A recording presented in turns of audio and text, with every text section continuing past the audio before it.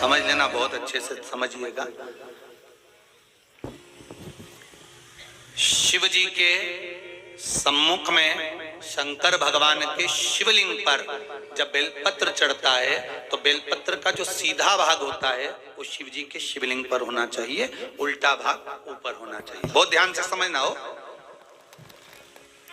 जब नंदीश्वर को बेलपत्र चढ़ाते हो, नंदी जो बाहर होता है उसको बेलपत्र चढ़ाते हो, तो नंदी को दो जगह बेलपत्र चढ़ती है, आपको ध्यान में होगा।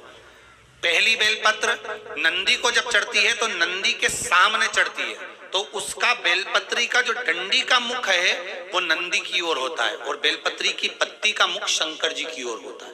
समझ में आ रहा है सबको? डंडी का मुख, जैसे नंदी ऐसे बैठा है तो डंडी का मुख नंदी की ओर होगा, पत्ती का मुख शिव के, और ये सीधी की सीधी नंदी के सामने नीचे रखा जाती है, नंदी के सम्मुख। और एक बेलपत्र जब नंदी के ऊपर चढ़ती है तो डंडी का मुख शिव जी के ऊपर होता है और इस पत्ती का मुख नंदी के सिर पर नंदी की ओर होता है। ये दोनों में बहुत अंतर है महाराज।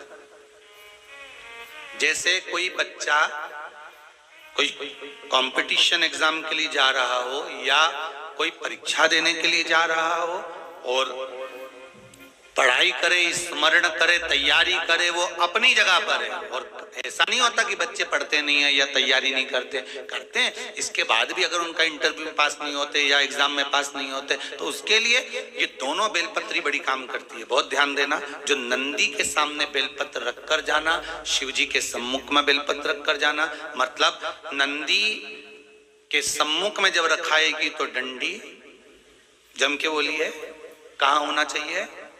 नंदी की ओर। और जब ऊपर रखाएगी तो डंडी शिव की ओर हो। ये दो बेलपत्र रखकर शिव जी का स्मरण कर कर जाएं, कार्य सफलता की ओर बढ़ता है। कोई काम के लिए आप जा रहे हैं तो उसमें सफलता मिल जाती है, उसमें सफलता प्राप्त होती है। शिव जी को बेलपत्र चढ़ा रहे हो, जो चिकना भाग है, सीधा भाग शिव जी के ऊपर,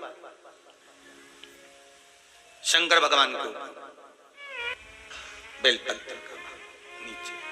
महाराज शंभु शरण